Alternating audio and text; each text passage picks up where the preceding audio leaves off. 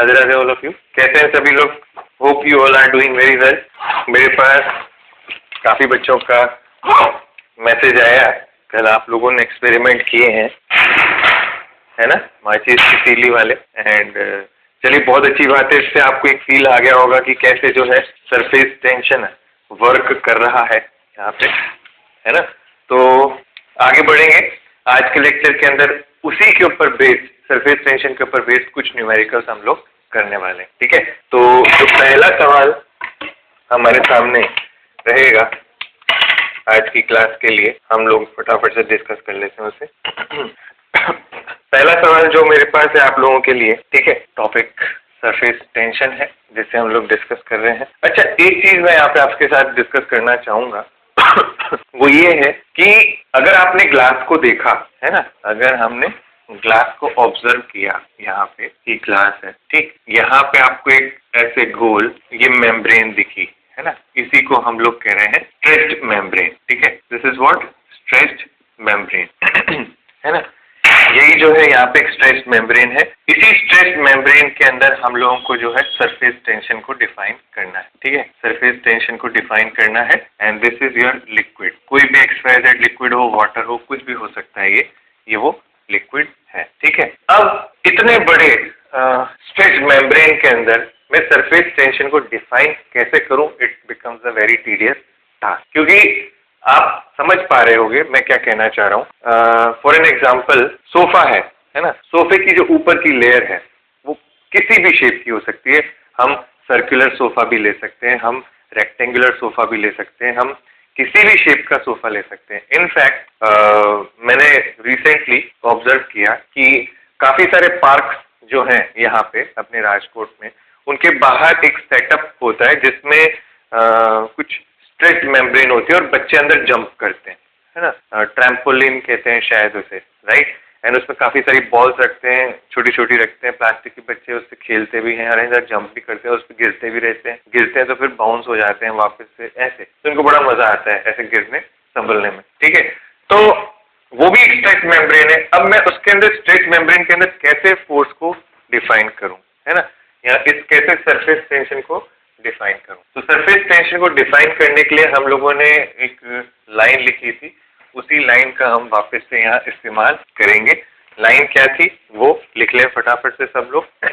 Surface tension is basically force acting पर unit length on one side of an imaginary line drawn on the free liquid surface at right angle to the line and in the plane of liquid surface,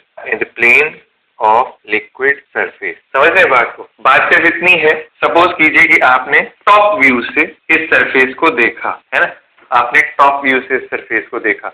मैंने जैसे आपको कहा था ना कल माचिस की तीली डाल दीजिएगा, उसी तरीके से आपने माचिस की तीली इमेजिन की यहाँ पे, ठीक है। अब होता क्या है, जब भी कभी कोई चीज इस पे जाएगी, है ना, रखी जाएगी, तो आपने अक्सर नोट किया होगा जब आप बैठते हैं तो साइड से खींचा जाता है, क्योंकि आप जब बैठ रहे हैं सोफे के ऊपर तो आप उसे डिफॉर्म कर रहे हैं उस जगह पे, तो साइड वाला जो मटेरियल है, साइड के जो मॉलिक्यूल्स हैं वो उसको खींचेंगे, अरे यार हमसे दूर कैसे जा रहे हो, क्योंकि डिस्टेंस उनके बीच की इंक्रीज होगी ना, जैसे आप उस पर बैठ रहे हैं या स्ट्रेचिंग है तो उनके बीच की डिस्टेंस बढ़ रही है, तो आसपास वाले सारे मॉलिक्यूल्स खींचेंगे कि नहीं तुम वापस आओ, हमारी पुरानी दोस्ती मेंटेन रखनी है, वापस आओ। उसके दौरान क्या होता है, खिंचाव होता है, and that stretching gives rise to what? Surface. तो सरफेस टेंशन यही कहता है कि जो इसके फोर्सेस हैं वो इसके परपेंडिकुलरली एक्ट करेंगे, बिकॉज ये अंदर जाएगा तो ये इसको सब लोग इस तरफ खींचेंगे। तो अगर इमेजिनरी लाइन रखूं यहाँ पे, इस लाइन को इमेजिन किया गया है ना, तो उसमें दोनों तरफ फोर्सेस होते हैं, एक इस तरफ भी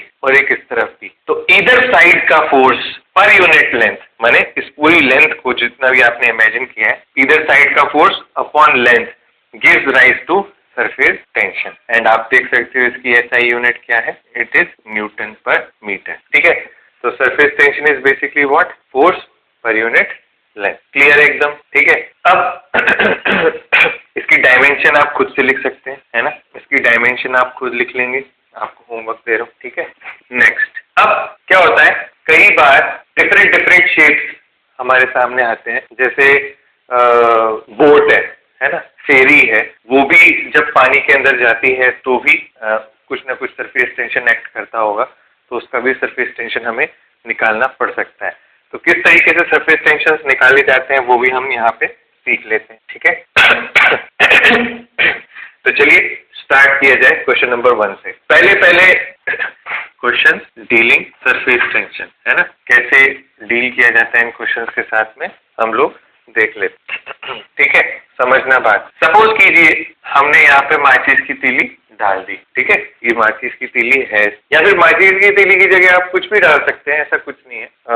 पानी के अंदर एक लकड़ी का लॉग हो तो भी चलेगा, है ना, एक ही बात है, और ये भी चलेगा, तो है ना। Match stick on water as shown, find the force required to lift this stick of mass m, ये सवाल ऐसे बन, ठीक है। अब ये एक्सप्रेशन वापस से दोबारा रिकलेक्ट करना है और फिर वापस से उस क्वेश्चन के ऊपर जाना है, ये हमें कर। मैंने आपको कल भी बताया था, अगर आप मैच स्टिक को दोनों साइड से ऑब्जर्व करेंगे, एक बार लेफ्ट और एक बार राइट, दोनों साइड से, तो आप देखेंगे कि दोनों तरफ से पानी ने उसको पकड़ रखा है ना, और ये शायद आपने देख भी लिया होगा।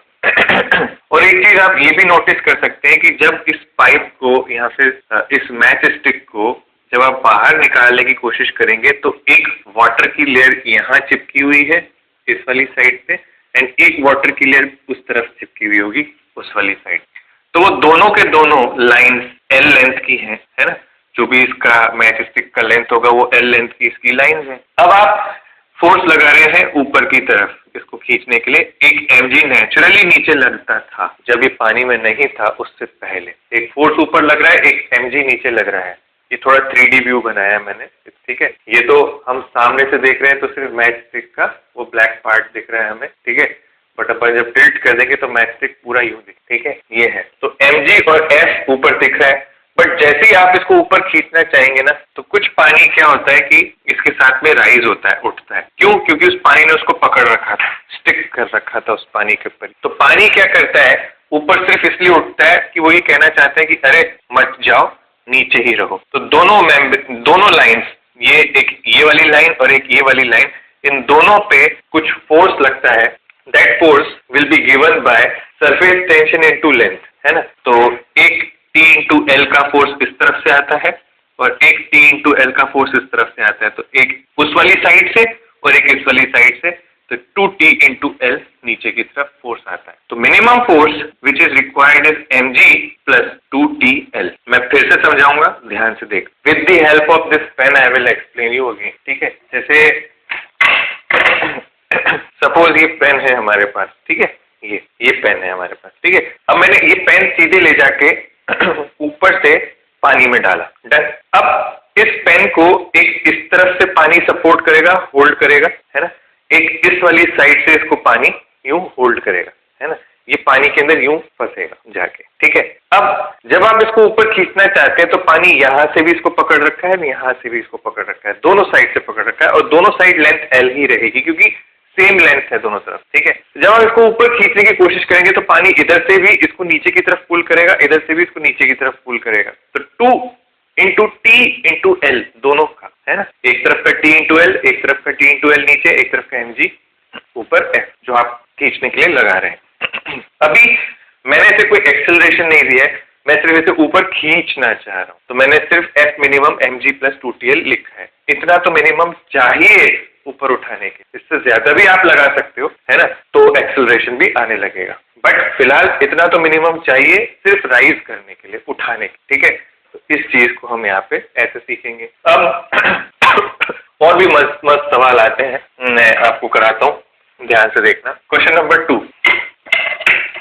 अब आज का जो एक्सपेरिमेंट है, यानी कि नेक्स्ट एक्सपेरिमेंट जो हमारे सामने है, उसमें आप क्या करेंगे, अगर आपके पास प्लास्टिक की कोई चीज हो सर्कुलर शेप में या किसी भी इस तरीके की चीज हो, तो प्लास्टिक का कैप ही हो हमारे पास, मतलब जैसे मैं दिखाता हूँ आपको, ये है ना, जैसे मेरे पास ये बॉटल का कैप है प्लास्टिक का कोई भी सर्कुलर डिस्क टाइप स्ट्रक्चर मुझे चाहिए, है ना। फिर मैं अब उसका एग्जाम्पल दे रहा हूँ आपको, ठीक है, ध्यान से देखें। If a disc of mass m is kept on surface of water, find the force required, find the force required to lift this, है ना, if surface tension is T। If surface tension आपको पानी की दे दी जाएगी and radius is R, and ये भी दे दिया जाएगा। ठीक है, कैसे करेंगे बताइए? ठीक है, सोचिए और बताइए फटाफट। हाँ चलिए देखें, सपोज पानी का कंटेनर है, ब्लू है पानी, राइट। अगर आप इस पानी के अंदर एक ये डिस्क डाल दिया आपने, इस डिस्क को अगर टॉप व्यू से देखूं तो आपको ये डिस्क यूं दिखेगा टॉप व्यू में, है ना। टॉप व्यू में डिस्क आपको यूं दिखेगा। इस डिस्क का mg नीचे है, f ऊपर लग ही रहा है शुरुआत से ही। अच्छा, आप में से कई लोगों को ये डाउट आ सकता है सर कि क्या सरफेस टेंशन के बाद बाइंड फोर्स भी लग रहा होगा? हम वो तो कंसीडर कर ही नहीं रहे कहीं पे भी। मैं एक चीज आपको पहले क्लियर कर दूं, सबसे पहला पानी में घुसते वक्त जो फोर्स लगता है वो सरफेस टेंशन का ही लगता है। बाइंड फोर्स तो तब लगने लगेगा जब वो कुछ अंदर डूब जाएगा। अभी वो डूबने दे ही नहीं रहा। अगर आप ध्यान से देखो माचिस की तीली को तो वो डूब नहीं रही, ऊपर सरफेस पे ही अटकी हुई है, अंदर जा ही नहीं पा रही, है ना। मच्छर भी बेचारे तैर कहाँ पाते हैं, वो खड़े हो जाते हैं अपने लेग्स के साथ। इतनी पतली बारीक लेग्स हैं, तब भी बताओ प्रेशर नहीं लगता और वो उसके ऊपर खड़े हो जाते हैं। तो कितना सरफेस टेंशन होता होगा, ठीक है, पानी की लेयर। अब ये जो डिस्क है, इस डिस्क के अंदर बेटा यहाँ मटेरियल है, अंदर पानी नहीं है। ध्यान से देखना, ये पूरा पूरा पूरा पूरा मटेरियल है। अगर ये डिस्क है तो यहाँ मटेरियल है ना, ये चीज याद रखिएगा। अब इस मटेरियल का रेडियस दे रखा है आपको, पूरे सर्कुलर का रेडियस दे रखा है आपको, उसकी डेंसिटी दे रखी है, मास दे रखा है, सब कुछ पता है आपको, सब कुछ पता है ना। बट मैं ये जानता हूँ कि पानी ने इस डिस्क को कहाँ से पकड़ रखा है, इस तरफ से पकड़ रखा है। और पानी इसको जहां से पकड़ रहा है ना, यही इसकी लेंथ कहलाएगी। लेंथ इज सरकमफेरेंस, है ना, लेंथ इज सरकमफेरेंस। यहाँ पे जो लेंथ है वो सरकमफेरेंस है, इस चीज का आपको ध्यान। Now L is equal to what, 2πr। अगर लेंथ सरकमफेरेंस है तो अगर इस डिस्क को ऊपर की तरफ अगर आप फोर्स F लगा रहे हैं तो इधर साइड से जो भी सरफेस टेंशन इसके ऊपर लगेगी वो लगेगी T into 2πr and mg तो खैर लगता ही नहीं, ठीक है। तो minimum force required to lift will be 2πr T plus mg. Minimum force required to lift this disc is 2πr plus mg. ध्यान से देखिए, minimum force required to lift this disc is 2πr into t plus mg. अब आप सुनिएगा ध्यान, यहाँ पे 2 बार मैंने सरफेस टेंशन लिया था, यहाँ पे मात्र 1 बार लिया है। ऐसा इसलिए है क्योंकि डिस्क के अंदर इस पैन की कैप के अंदर अगर ये इसका सरकमफेरेंस है तो पानी इसको सिर्फ बाहर से पकड़ सकता है, अंदर से नहीं पकड़ सकता। अंदर एक मटेरियल है, अंदर मटेरियल होने की वजह से अंदर पानी नहीं जा पा रहा है। On the other way, other side, I can say if I was talking about pen, है ना, या फिर मैच स्टिक, फिर से दिखाता हूँ। इस पेन को पानी दोनों तरफ से सपोर्ट कर सकता है, यहाँ से भी और यहाँ से भी, तो 2 सरफेस टेंशन लगे। एक और जगह है, मैं आपको भी खूब सारे एग्जांपल कराऊंगा, it will B that much clear कि आप खुद कहेंगे कि हाँ सर अब आ गया है ना। Let me just bring the duster. देखिए क्वेश्चन नंबर 3 है ना, अगर मैं इस बार एक रिंग का इस्तेमाल करूं, if we have a ring of mass m, if ever we have a ring of mass m and radius r with surface tension T, ST मतलब surface tension है ना, then find minimum force to raise the ring। ठीक है, ये सवाल है आपके सामने। ये पानी है, ठीक है, और यहाँ पे आपकी रिंग है। फर्क इस बार सिर्फ इतना है कि इस बार अंदर मटेरियल नहीं है, ठीक है। तो रिंग मैं यूं दिखा देता हूँ, ये रेडियस है r and there is no material, यहाँ पे मटेरियल नहीं है, ठीक है, और दिस इज सिंपली रिंग। अब पानी ने इसको दोनों तरफ से पकड़ रखा है, एक बाहर की तरफ से भी है ना और एक अंदर की तरफ से भी, है ना। इसका एग्जांपल है मेरे पास, आपके पास छोटे छोटे रबर बैंड्स हैं, गोल गोल जो छोटे छोटे होते हैं, बहुत छोटे छोटे। जब कभी भी आप मिल्क लेने जाते हैं तो वो पॉली के अंदर चारों तरफ लगा के देते हैं। दही लेने जाते हैं या पनीर लेने जाते हैं तो कई लोग तो धागे से बांधते हैं, बट कई लोग जो है रबर बैंड से बांधते हैं। छोटे छोटे रबर बैंड आते हैं जो वो सर्कुलर होते हैं शेप में, एक्चुअली इसलिए कह रहा हूँ। अदरवाइज बड़े मिठाई के डिब्बे वाले जो होते हैं वो इलिप्टिकल होते हैं, इस वो नहीं। वैसे तो चूड़ी भी होती है जो आप बेंगल पहनते हैं, बट वो बहुत भारी होगी, वो गिर जाएगी अंदर, है ना, पानी के। Experiment can be only perform if you have something very very light and I have performed this experiment, इसलिए I know कि आप छोटा वाला रबर बैंड लेना, है ना, उसका mg भी कम होता है, तो वो वाटर के सरफेस टेंशन से कम होगा वेट उसका, तो वो ऊपर ही रहेगा, है ना। तो आप देखोगे कि उस रबर बैंड को भी, अगर ये रिंग है ना, तो अंदर से भी जो है वो पानी उसको सपोर्ट करेगा इस तरीके से, है ना, यूं सपोर्ट करेगा। तो यहाँ अंदर से भी एक सरफेस टेंशन लग रही है और एक बाहर से भी लग रही है। अब फर्क सिर्फ इस चीज का है कि अंदर वाले की भी सरकमफ्रेंस 2πr है और बाहर वाले की भी सरकमफ्रेंस 2πr, बिकॉज रिंग की जो थिकनेस होती है वो बहुत पतली होती है ना। तो मैं यहाँ ऐसे लिख सकता हूँ, if we talk about ring, then also there are two forces due to surface tension. One is on inner side and other is on outer side. Other is on outer side. ठीक है, ये आपकी ring है ना। इस पूरी ring का mg नीचे की तरफ एक्ट कर रहा है, t into 2πr, एक ये इनर की वजह से, है ना, और आउटर की वजह से एक और t into 2πr, है ना, आउटर की वजह से। और ये नीचे एक्ट करेगा, माय मिस्टेक, ये यूं नीचे एक्ट करेगा, क्योंकि जब आप उठाने की कोशिश करेंगे तो पानी इसको नीचे की तरफ खींचेगा कि अरे नीचे ही रहो, कहाँ जा रहे हो। F minimum in this situation will be 2 times of t into 2πr plus mg। ये है minimum force required to lift this particular ring from the water. ठीक है, इसी तरीके से एक एग्जांपल और कराऊंगा बेटर क्लैरिटी के लिए, देखते जाइएगा। इस बार जो रिंग है हमारी वो मैं एन्युलर रिंग ले लेता हूँ। ठीक है, let us take an annular ring, है ना। कैसी रिंग लेंगे देखो, दिखाता हूँ अभी आप। If we have an annular ring as shown, find force required to lift, है ना। मैं ज्यादा डिटेल में लंबा क्वेश्चन नहीं लिख रहा हूँ, बार बार अपन ने एक ही क्वेश्चन लिख रहे हैं बार बार। अच्छा, क्वेश्चन की लैंग्वेज पढ़ना बहुत जरूरी है ना। हर बार डायग्राम मैं बना के देता हूँ तो होता क्या है कि आप लोगों से तुरंत हो जाते हैं। मैं देखता हूँ जब भी आप लोग मुझे डाउट भेजते हो ना, है ना, तो आपसे मैक्सिमम टाइम्स वही सवाल नहीं होता जिसमें डायग्राम नहीं दिया हुआ। समझना मेरी बात को, क्यों ये जरूरी है समझना आप लोगों के लिए, कि ऐसे सवाल जिनमें डायग्राम दिया हुआ होता है आप तुरंत इमेजिन कर पाते हो और उससे वो स्पीड से हो जाते हैं सवाल, चाहे वो HCV हो चाहे आपका मॉड्यूल हो। बट जहाँ लैंग्वेज आ जाती है ना, वहाँ हम लोग थोड़ा सा जो है 2-3 बार रीडिंग करते हैं सवाल की और हमारा टाइम बहुत वेस्ट। मेक श्योर कि आपकी रीडिंग एंड अंडरस्टैंडिंग थोड़ी स्पीड से होने लगे। अभी ऐसे हमारे पास टाइम है, मगर अगर अपन अभी से इस पे वर्क करना शुरू कर देंगे ना, रीडिंग एंड क्विक रिस्पॉन्स, तो आपको फायदा मिलेगा एग्जाम में भी और हमेशा। ठीक है, तो if we have an annular ring का टॉप व्यू बना लेता हूँ डायरेक्ट, आप समझ ही जाओगे। यूं होता है ऐसे, ठीक है। अंदर रेडियस आप a मान लीजिए,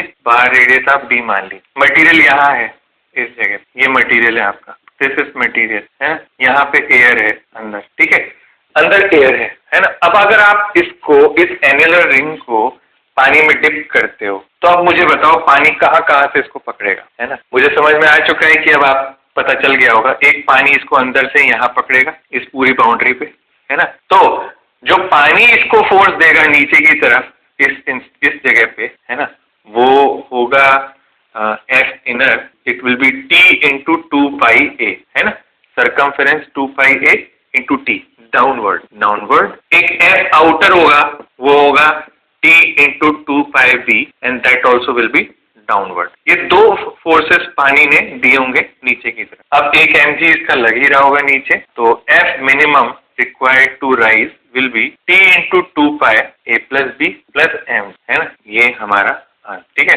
ध्यान से देखना, रिंग में और इसमें सिर्फ इस चीज का फर्क है। स्पेशल केस ले लेता हूं मैं, special case of this is ring. वहां पे क्या होता है, A और B एक हो जाते हैं एंड उसको मैंने इक्वल टू R कर दिया था, अगर आप देखोगे यहाँ, ठीक है।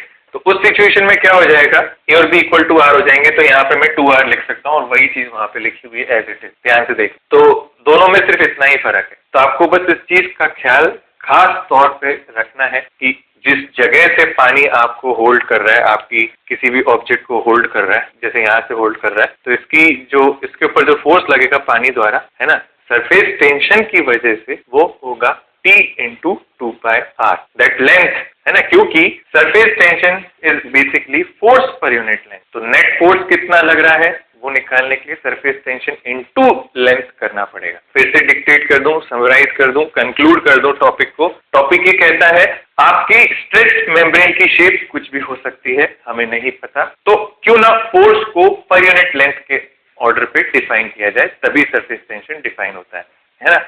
अब मुझे अलग अलग सवालों में अलग अलग फिगर्स दिए जाएंगे। जैसे अभी ये दिया है, चलिए सपोज कीजिए मैंने अगर आपको होमवर्क के तौर पे एक सवाल दे दिया, इस बार मेरे पास एक ऐसी प्लेट है, ठीक है, जिसकी साइड है L, है ना, स्क्वायर प्लेट, ठीक है, square plate of mass M। अब मैं इसका क्वेश्चन नहीं लिखा रहा हूँ क्योंकि बहुत लेंथी हो जाएगा और टाइम कंज्यूमिंग हो जाएगा।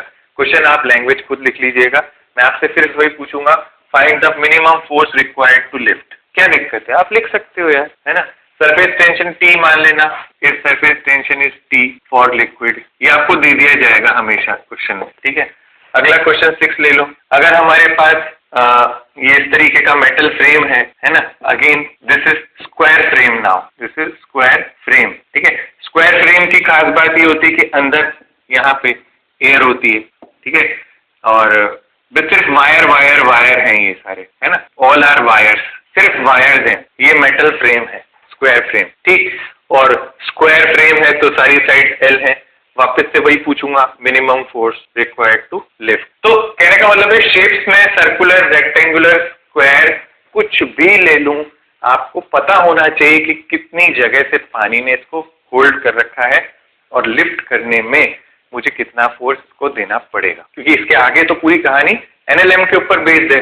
अगर आप ध्यान से देखो तो करना क्या है, सिर्फ इस चीज को समझना है कि सरफेस टेंशन का फोर्स कैसे निकाला है। I think it is very much clear to all of, ठीक है। चलिए नेक्स्ट फिर बात करेंगे सरफेस एनर्जी के बारे में। If you all are ready, let's talk about surface energy. तो मैं थोड़ा सा जो है बोर्ड को क्लियर कर दूं and let's talk about that new topic, surface energy. Hello, चलिए बच्चों फिर कंटिन्यू करते हैं एंड बात करते हैं सरफेस एनर्जी के बारे में। सरफेस एनर्जी की जब हम लोग बात करेंगे ना, यहाँ से सरफेस टेंशन की एक डेफिनेशन और बाहर निकल के आती है, उसके बारे में भी डिस्कशन होगा। सरफेस एनर्जी को समझने के लिए यहाँ पे एक फैक्ट है ना। कैसा फैक्ट है देखिएगा। एक मेटल वायर फ्रेम लेना है ना, क्या लेना है अपन को, एक मेटल वायर फ्रेम, ये ठीक है, एक मेटल वायर फ्रेम। समझ लीजिए हो गया, फ्रेम का मतलब अंदर एयर है, ठीक है। इस फ्रेम पे हम लोगों को यहाँ एक वायर रखनी है, यूं, ठीक है। वायर यहाँ पे एक रखें, एक वायर यहाँ पे रखें एंड इस वायर को स्लाइड करें, है ना। अच्छा एक चीज ध्यान रखें, वायर मस्ट बी स्लाइडेड, है ना। Wire must be slided. Mu की वैल्यू 0 है, स्मूथ रखेंगे हम सरफेसेस को, ठीक है, यानी कि यहाँ पे भी फ्रिक्शन कोफिशिएंट 0, यहाँ पे मतलब ये पूरी वायर पे म्यू 0 है, इधर भी पूरी वायर पे म्यू 0 है, मतलब स्लाइड होने में इस पर्टिकुलर वायर को कुछ भी दिक्कत नहीं होगी। इस चीज का आपको ख्याल रखना है। मेटल वायर फ्रेम है, अंदर एयर है और the setup is kept in horizontal plane. Setup is kept in horizontal plane, माने यूं रखा है फ्लैट, ठीक है, और अपन इसको यूं खींच रहे हैं क्योंकि अभी आपको वर्टिकली लग रहा होगा, इसलिए आप सोच रहे होगे कि mg लगेगा ना, mg नहीं लगेगा, ठीक है। हॉरिजॉन्टल प्लेन में है, यूं रखा हुआ है, ठीक है। चाहेंगे तो एक 3D डायग्राम हम यूं भी बना सकते हैं, ठीक है। ये यूं है ये वायर का, ठीक है। अब यहाँ पे आपका ये वायर है जो स्लाइड करना है, ब्लैक वाला, ठीक। इसको स्लाइड करने से पहले हमने इस पूरे फ्रेम को एक सोप सॉल्यूशन के अंदर डिप किया। क्या किया? सोप सॉल्यूशन के अंदर डिप किया। Frame was dipped in soap solution, ठीक है। सोप सॉल्यूशन में डिप करने से क्या हुआ, यहाँ पे एक मेम्ब्रेन आ गई, इस पूरी जगह पे यहाँ पे क्या हो गई, एक मेम्ब्रेन आ गई, स्ट्रेच्ड मेम्ब्रेन आ गई, ठीक है। यहाँ पे एक स्ट्रेच्ड मेम्ब्रेन आ चुकी है। अब वो जो स्ट्रेच्ड मेम्ब्रेन है ना, वो क्या कर रही है कि अच्छा, अब इसी स्ट्रेच्ड मेम्ब्रेन पे जब आप फूंक मारते हैं तो बलून्स और बबल्स निकलते हैं, ठीक है। ये हम लोगों ने किया हुआ है, पहले भी आपने बचपन में खूब किया होगा और आज भी जब कभी भी हमें मौका मिलता है हम छोड़ते नहीं है, हम ये बबल्स जरूर बनाते हैं, ठीक है। तो ये आपने किया है बबल बनाने का काम, बट फर्क सिर्फ इतना है कि इस बार हम इस चीज को स्क्वायर या रेक्टेंगल के फॉर्म में ले रहे हैं। तो मैंने क्या किया, यहाँ पे एक फोर्स F लगाना शुरू किया। अब जब मैं इस पे बाहर से एक फोर्स लगाना शुरू करता हूँ external, and if I am moving it very very slowly, है ना, if F external is applied such that wire moves very very slowly, ठीक है, keeping velocity as 0 and acceleration as 0, बहुत धीरे धीरे, एकदम ना के बराबर की वेलोसिटी एंड एक्सेलरेशन भी ना के बराबर, ठीक है। तो hence there will be equilibrium, there will be equilibrium, equilibrium होगा यहाँ पे, क्योंकि प्रोसेस को क्वासी स्टैटिकली हौले हौले कैरी किया जा रहा है, हौले हौले, ठीक है।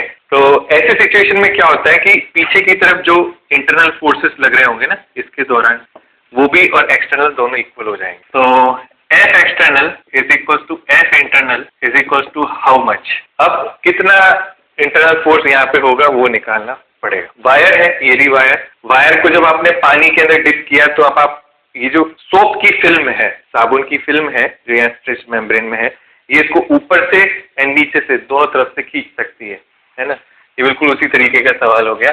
तो मैं यहाँ लिखूंगा T इंटू 2L, है ना, ऊपर और नीचे दोनों तरफ से आप इसे खींच रहे हैं, इसलिए T इंटू 2L। अब जब आप इसे खींच रहे हैं इधर की तरफ, तो आप इसे खींच के सपोज यहाँ ले आए, है ना। If you have moved it by dx, अगर आप इसे मूव करते हैं dx से, है ना, तो the work done by you here will be given by dw is equals to f dx, है ना। dw is equals to f dx। तो I can write down f is your t into 2L into dx, ठीक है। और अगर आप ध्यान से देखें इसे तो dw is equals to what, है ना, यहाँ dw बाई dx को अगर आप ध्यान से देखें तो it will B t into 2L। यहाँ से आपको काफी कुछ सीखने को मिलेगा और समझने को मिलेगा, ठीक है। स्टेटमेंट लिखें तुरंत फटाफट यहीं पे। स्टेटमेंट है as we know surface tension of the molecules on the surface doesn't allow a membrane to stretch, hence an additional energy must be supplied to stretch that membrane, which is known as surface energy, ठीक है। Now here in the given expression we can see that total area which has increased on both sides, is 2L into dx, hence we can say, अब ध्यान से देखिएगा, मैंने आपको बताया ये वायर जो है इसके ऊपर की तरफ से भी खींच रहे हैं, नीचे की तरफ से भी खींच रहे हैं। तो जब कभी भी एक सिंगल सोलो वायर के बारे में बात करते हैं तो ऐसा माना जाता है कि ऊपर से भी एक स्ट्रेच मेम्ब्रेन है, नीचे से भी एक स्ट्रेच मेम्ब्रेन है, तो दो एरिया एक साथ बढ़ रहे हैं जब मैं इसको यूं खींच रहा हूं। तो इसीलिए मैं नेट एरिया जो यहाँ पे लिखूंगा ना, net area increase will be equals to 2 times of L into dx, that is 2 times of dA, ठीक है। And I can write down dW upon dA is equals to T, dW upon dA is equals to T, ये मैं ऐसे लिख सकता हूँ। Surface tension here can be defined as work done per unit area, या फिर energy stored, surface energy stored पर unit area, यहाँ पे मैं ऐसे लिख सकता हूँ। तो लिखें एक स्टेटमेंट फिर से, thus surface tension can be defined as work done in increasing the surface area. As we can see, the process is very, very slow. There will be no change in kinetic energy. Hence, total work done by external force will be stored in the form of potential energy (bracket में surface energy) of the new surface, ठीक है। For an example, जैसे आप इसको ऐसे समझें, ठीक है, एग्जाम्पल के तौर पे अपन ऐसे लिख लेते हैं। सपोज, ठीक है, ये लेंथ जो है ये है L एंड अपना ये मेटल फ्रेम है, ठीक है। यहीं से हमें पता चल रहा है कि चाहे आप इसे dW बाई dA लिखें तो भी T है, और आप चाहें तो इसे du अपॉन dA लिखें तो भी T है ना। दोनों तरीके से ये बिल्कुल सही है। तो अगर ये L पे है ना, और ये खिंच के यहाँ आ गया इस जगह पे, ठीक है, where this distance is 3L by 2, है ना, और आप इसे A कह सकते हैं। तो सेम फ्रेम है, बस मैंने इस वायर के ऊपर एक फोर्स लगा के जो है इसे स्ट्रेच कर लिया, यहाँ पे लेके आ गया हूँ, ठीक है, सोप सॉल्यूशन के अंदर डिप करके, ठीक है, सोप सॉल्यूशन के अंदर डिप करके इसको यहाँ से यहाँ तक लेके आए, ठीक। तो ऐसे सिचुएशन के अंदर how to calculate the work done, है ना, या फिर how to calculate the energy stored. तो कैसे करेंगे? इनिशियल एरिया यहाँ पे मैं ले लूंगा, कितना हुआ ये initial area, it is A into L, ठीक है। फाइनल एरिया ले लूंगा, कितना हो जाएगा A into 3L by 2। Surface tension मुझे दिखाई दे रहा है, ठीक है, कितना है हमें पता चल जाता है वो चीज, ठीक है, ये F आ गया आपका, ठीक है। अब ध्यान से देखिएगा, जो एनर्जी स्टोर्ड है या वर्क डन है it is equal to what, F into D A. ये हमें यहाँ से एफ नहीं sorry surface tension into D A, T into D A, ध्यान से देखिए surface tension into D A. ठीक, अब जो भी सरफेस टेंशन है टी, यहाँ पे आपको पता चल ही रहा है ना, तो I can write down T into a common आ रहा है, एल कॉमन आ रहा है, इट इज 3/2 माइनस 1, तो the expression will be what, T into A into L upon 2, this is what dw looks like, ऐसे this is what dw looks like। ठीक है, this is the work done, समझ गए। अब ये हो गया इसका वर्क डन। सिमिलरली और भी क्वेश्चंस अपन लिख सकते हैं, यहाँ पे क्वेश्चन नंबर जो भी हो आप लिख लें। Find the work done in forming a drop of radius r, radius r, surface tension आपको t ही माननी है और आपको वर्क डन कैलकुलेट करना है। तो वर्क डन का फॉर्मूला बहुत सिंपल, t इंटू 4πr², क्योंकि फॉर्म किया जा रहा है तो पहले कुछ भी नहीं था, इसीलिए इनिशियल से मैंने कंपेयर नहीं किया, डायरेक्ट फॉर्म कर दिया ऐसे। This will be the work done. Similarly, next, if there is a bubble whose radius is r, if it is blown and its radius is made 3r, then work done will be question mark.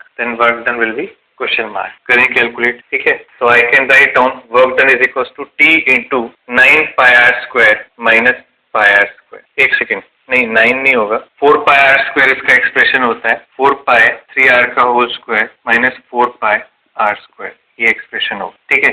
तो t into 4πr², 9 minus 1 is equal to 8 into 4 32πr², ये इसका work done होगा। Simple as that. ध्यान से सुने, देखें तो अगर मैंने रेडियस जो है 3 गुना कर दी है ना, तो फाइनल सरफेस एरिया आपका ये होगा। Surface area of the square is 4πr² and volume is 4/3πr³। ये चीजें आपको पता होनी चाहिए, है ना। एंड पुराना एरिया ये था, तो difference in this will give you the work done या फिर एनर्जी स्टोर्ड। ये तो चीज यहीं से क्लियर है कि work done is directly proportional to r², ठीक है। इसका मतलब जितना ज्यादा रेडियस होगा उतना ही ज्यादा उसकी एनर्जी होगी, उतनी ही ज्यादा उसकी एनर्जी होगी। माने अगर मैं ब्लो कर रहा हूँ एयर बबल के अंदर, तो सरफेस एनर्जी उसकी बढ़ रही है। और एक चीज मैं आपको बता दूं, जब एनर्जी बढ़ती है तो इंसान फटता है ना। इंसान की भी एनर्जी बढ़े, चाहे उसको भी गुस्सा है तो भी वो फटता है, बबल की एनर्जी बढ़े तो भी वो फटता है। तो जब जब एनर्जी बढ़ती है वो फटता है, इस चीज का ध्यान रखें आप। ठीक है, क्लियर है ना। अब अगला सवाल हमारे पास यहाँ पे है, ध्यान से देखिएगा क्वेश्चन। हाँ, नंबर आप अपने अकॉर्डिंग डालते जाएं, नोट्स के अंदर जैसे लिखा हुआ है। If there is a bigger drop of radius capital R, it is broken into n smaller drops of radius small r, then find work done, है ना, in doing so, then find work done in doing so। अच्छा, एक चीज और सुनना, यहाँ पे अगर मैं आपसे बात करूं, है ना, तो क्वेश्चन कंफ्यूज कर सकता है आपको इन दिस रिगार्ड कि what is the work done by external force and what is the work done by internal force, है ना। तो परेशान मत होना, समझ जाना कि एक्सटर्नल फोर्स के अंदर क्या होता है, इंटरनल फोर्स के अंदर क्या होता है, ठीक है। तो what is the work done by external force and internal force, ये आप समझ ही गए होंगे, ठीक है। अब बड़ा ड्रॉप जो है उसका रेडियस है कैपिटल R, ये रहा, है ना, ये बड़ा ड्रॉप है। छोटे छोटे ड्रॉप्स के अंदर आपने इसने तोड़ना है, ये बड़े से छोटे ड्रॉप्स पे जा रहा है, ठीक। और ऐसे एन ड्रॉप्स हैं, ऐसा अकेला ड्रॉप नहीं है, ऐसे एन ड्रॉप्स हैं, ये चीज भी समझिएगा, ठीक है। तो सबसे पहला काम जो मुझे लगता है हमें यहाँ करना चाहिए वो है वॉल्यूम कंजर्वेशन, है ना। तो मैं लिख सकता हूँ 4/3πr³ and it is equal to n times of 4/3πr³, ठीक है। ये कैंसिल हो गया। r is equal to n की power 1/3 times of small r is equal to n की power 1/3 times of small r, है ना। ये हमारा यहाँ का एक्सप्रेशन है। अब बात कर लेते हैं कि एरिया में कितना चेंज आया है, ठीक है। एरिया में कितना चेंज आया है, ध्यान से देखिए। यहाँ हम बात कर रहे हैं ड्रॉप की, ठीक है।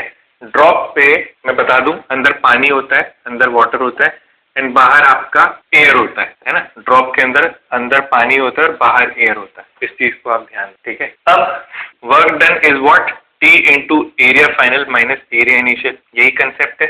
Area initial is 4πr², area final is equal to n into 4πr²। Check करना जरा, है ना।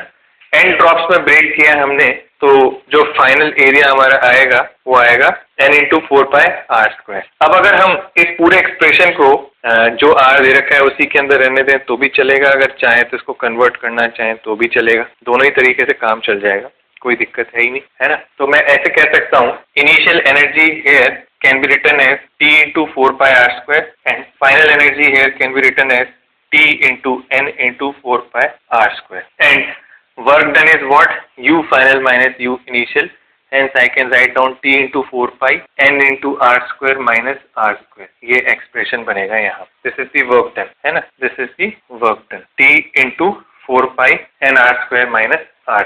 ये हमारा वर्क डन है यहाँ पे, ठीक है, समझ के बात, ये है एक्सप्रेशन, ठीक है। तो this is the work done. अब आप चाहें तो इस वर्क डन को जिस भी r के टर्म्स में चाहें उसमें एक्सप्रेस कर सकते हैं। जैसा कि मैं यहाँ देख पा रहा हूँ n की वैल्यू आप यहाँ पे सब्स्टिट्यूट कर सकते हैं, या फिर आप कैपिटल R की वैल्यू यहाँ सब्स्टिट्यूट कर सकते हैं।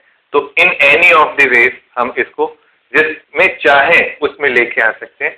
दो इक्वेशंस आपके सामने हैं, एक this is equation 1, this is equation 2, use both of them and get the answer. अब एक चीज और सुनिएगा यहाँ, हालांकि हीट हम लोग आगे करने वाले हैं, है ना, बट एक सवाल यहाँ पे एसोसिएट हो जाता है इसी जगह पे, वो ये है कि सपोज कीजिए ये एक्टिविटी जहां भी हो रही है, यानी कि एक ड्रॉप, बड़ी ड्रॉप से छोटी ड्रॉप में जाने वाली एक्टिविटी जहां भी हो रही है, इस प्रोसेस में एनर्जी अगर आप देखेंगे तो बढ़ रही है ना, एनर्जी बढ़ रही है।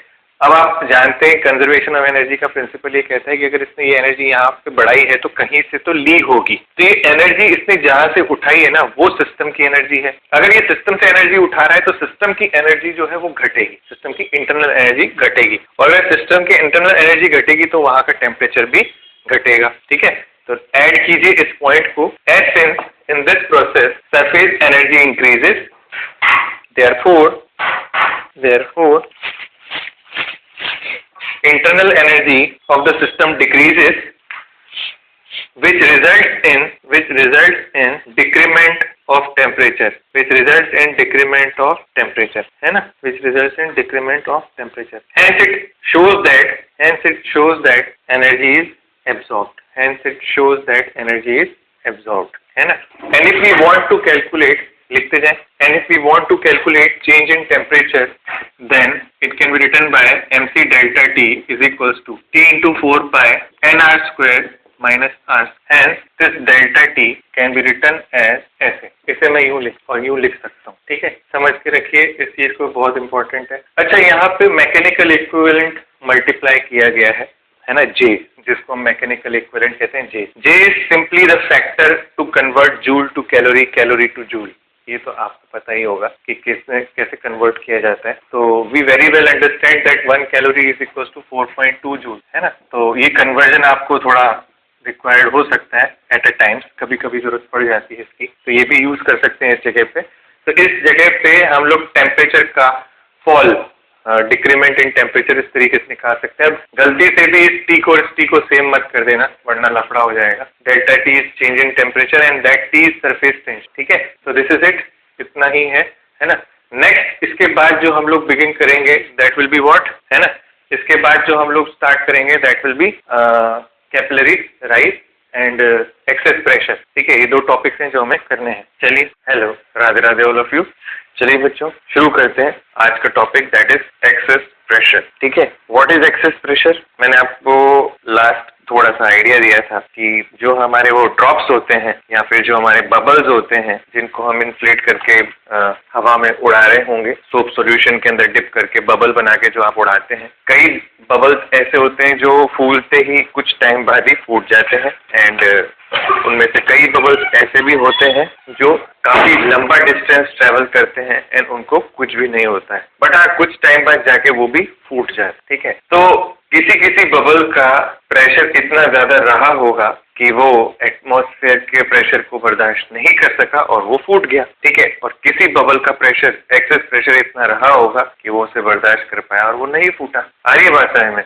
तो everything lies on, depends on this particular stretching of this bubble. जो बबल की सरफेस है, जो बबल की पेरिफेरी है, उसके अंदर कितना टेंशन है, सब कुछ उस पर डिपेंड करता है। एग्जाम्पल के तौर पे मैं आपको बताता हूँ, हमारे पास बलून सभी लोगों ने बलून इन्फ्लेट किया है। मैं नहीं मानता कि किसी ने बर्थडे पार्टी पे बलून खुद के लिए या किसी और के लिए नहीं फुलाए होंगे। आपने बलून इन्फ्लेट किया है। बलून को जब आप सबसे ज्यादा इन्फ्लेट करते हैं, पूरा फुल एकदम, उसका रंग चेंज हो जाता है उसकी मेम्ब्रेन का, है ना।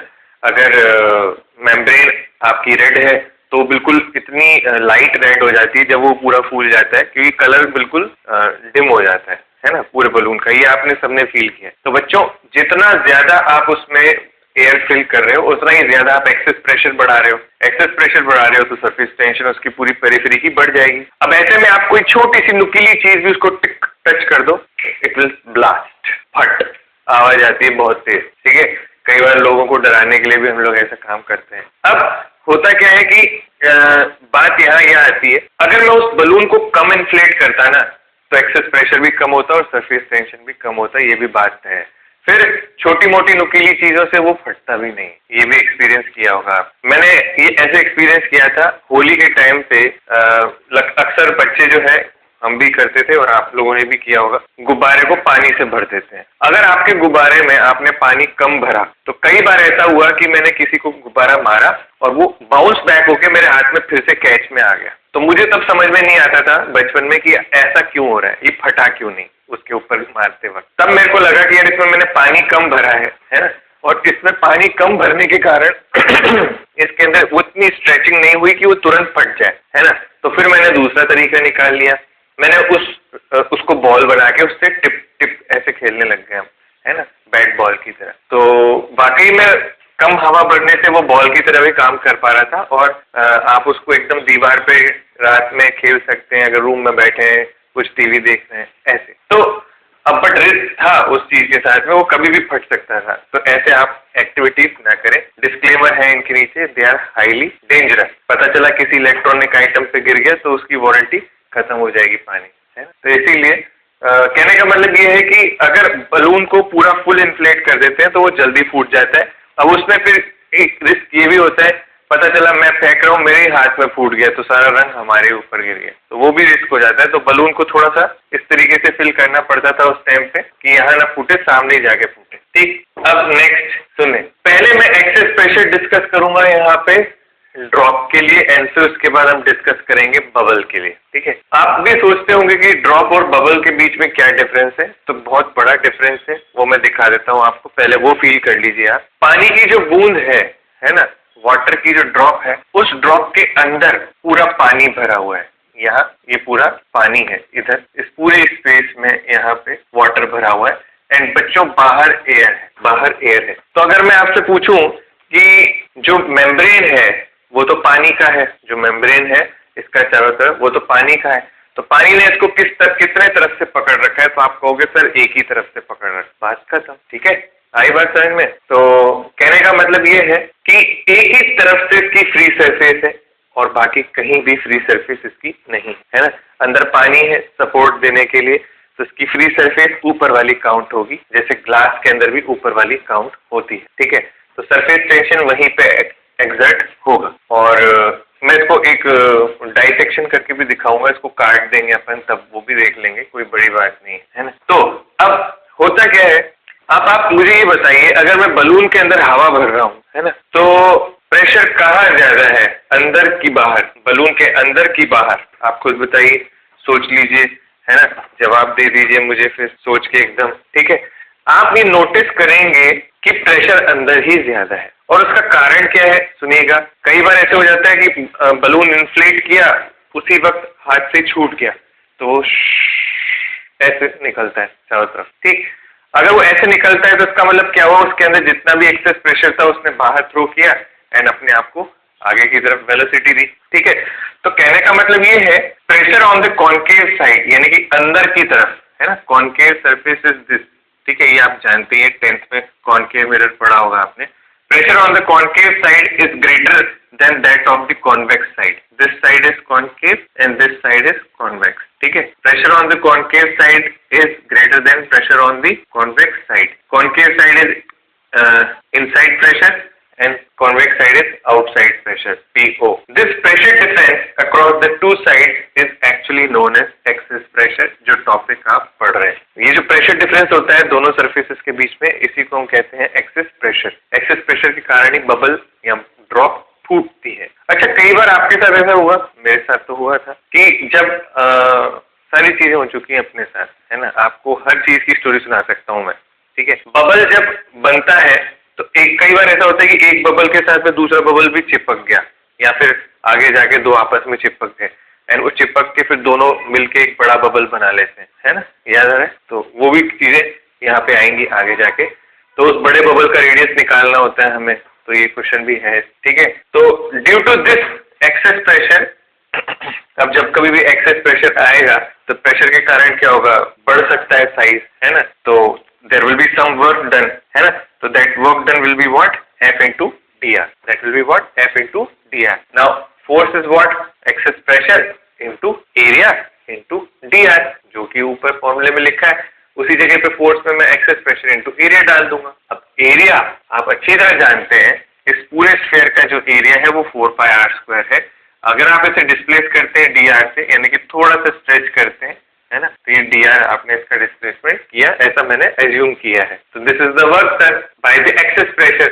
देखो, मैं ये मान रहा हूँ कि एक्सेस प्रेशर ने कहीं ना कहीं मौजूद रहकर अंदर कुछ ना कुछ तो शेप में चेंज किया ही होगा, जरा सा ही किया हो, भले ही किया होगा, तो वो मैंने यहाँ लिख लिया। Now with this work done what is the change in surface area, वो भी हमें लिखना है, because the formula says it all that surface tension is divided by work done per unit enlargement in the area, है ना। तो वो मुझे एरिया चाहिए, है ना। तो एरिया मैंने कैसे निकाला, 4πr + dr, जो नया रेडियस है इस बड़े वाले सर्कल का वो है r + dr, तो 4πr + dr का होल स्क्वायर माइनस 4πr²। तो अगर आप इसको सिंप्लीफाई करेंगे तो you will get 8πr dr। dr वैसे ही बहुत छोटी टर्म है, तो उसका स्क्वायर जो है हम नेग्लेक्ट कर देंगे, ठीक है। तो remember this thing, dr² will be neglected as dr is very very small, ठीक है, as dr is very small, ठीक है। now as we know T is equals to work done per unit area, है ना। T क्या है, W/delta A है। अब W की वैल्यू कितनी है, 4πr² dr into pxs, है ना, जो मैंने यहाँ ऊपर लिखी हुई है, ध्यान से देख। अच्छा, यहाँ पे pxs लिखना भूल गया, ठीक है, pxs, ठीक है। तो T equals to W यानी कि 4πr² dr pxs/delta है, ये वाली टर्म यहाँ लिख दी। 4π से ये 2 टाइम्स कैंसिल हुआ, r से ये r टाइम्स कैंसिल हुआ, dr से dr कैंसिल हुआ। pxs can be written as 2t/r, this is your answer. pxs is equals to 2t/r, this is our answer, where t is the surface tension of that particular drop, ठीक। अब मैं कह रहा था आपको dissection समझाऊंगा। Dissection इसलिए समझाऊंगा क्योंकि यहाँ पे जब बबल बन जाएगा ना, मतलब ड्रॉप तो ड्रॉप है ही, बट अगर ड्रॉप की जगह रिप्लेस करके अगर बबल लाया जाए तो एक्सेस प्रेशर क्या होगा, उसकी भी नॉलेज आपको देनी है। वो समझाने के लिए मैं आपको यहाँ पे एक चीज समझाऊंगा, that is since bubble has 2 surfaces, bubble में अंदर की तरफ भी एयर है एंड बाहर की तरफ भी एयर है, दोनों ही फ्री सरफेसेस है, hence access pressure will B double. तो यहाँ पे जैसे 2t/r होता है तो बबल के अंदर 4t/r हो जाता है। अब ऐसा क्यों है, इसको समझने के लिए डायसेक्शन करना पड़ेगा। देखो, डायसेक्शन मतलब कि ड्रॉप को बीच में काट देंगे, है ना। तो इधर ड्रॉप के साथ में ही आप ऐसे एक डायग्राम भी बना लेना। जैसे सपोज मैंने ये ड्रॉप कट किया, है ना, ये ड्रॉप मैंने कट किया, इसमें एक ही सरफेस है ये, तो इस पे सारा का सारा आपका सरफेस टेंशन एक ही बार यूं लगेगा पूरी सरफेस पे, ठीक है, ये एक ही surface. On the other side in case of bubble, आप जानते हो बबल में कॉन्सेंट्रिक लेयर होती है न्यू, है ना। बबल में इस तरीके की कॉन्सेंट्रिक लेयर होगी, एक सरफेस टेंशन अंदर एक्ट करेगा इनर सरफेस पे, इनर वॉल पे, एक बाहर एक्ट करेगा। तो ये T और ये T दोनों मिलके 2T बन जाएंगे। तो T की जगह 2T रखूंगा तो ये 4t/r हो जाएगा एक्सप्रेशन। इसीलिए there is a difference between a drop and a bubble. Drop में अंदर पानी है ना, तो ड्रॉप में अंदर वाटर है एंड बबल में अंदर एयर है एंड बाहर भी एयर है। This is the difference between bubble and drop. Clear है क्या सबको? तो इस चीज का आपको यहाँ पे ध्यान रखना पड़ेगा, ठीक है। तो चलिए फिर कुछ सवाल कर लेते हैं यहाँ पे। इसके बाद हम लोग देयर इज अ क्वेश्चन, मैं क्वेश्चन यहाँ पे लिख देता हूँ, है ना। कुछ क्वेश्चन अपन लोग कर लेते हैं, फिर उसके बाद मैं आपको समझाऊंगा एंगल ऑफ कॉन्टैक्ट। ठीक है, तो क्वेश्चन कुछ इस तरीके का है। Question number 1, what should be pressure, मैं डिक्टेट कर देता हूँ, आप लिख लें।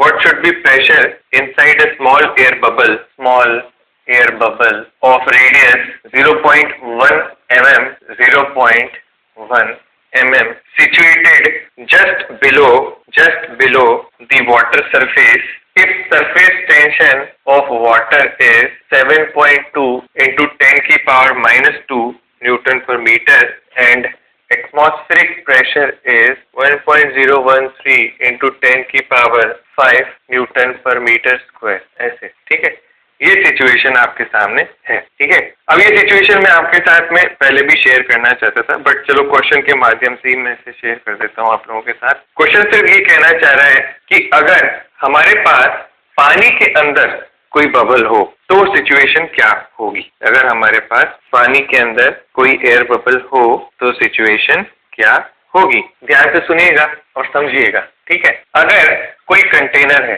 यहाँ पे नोट लगा लें और स्टेटमेंट भी लिखें, है ना।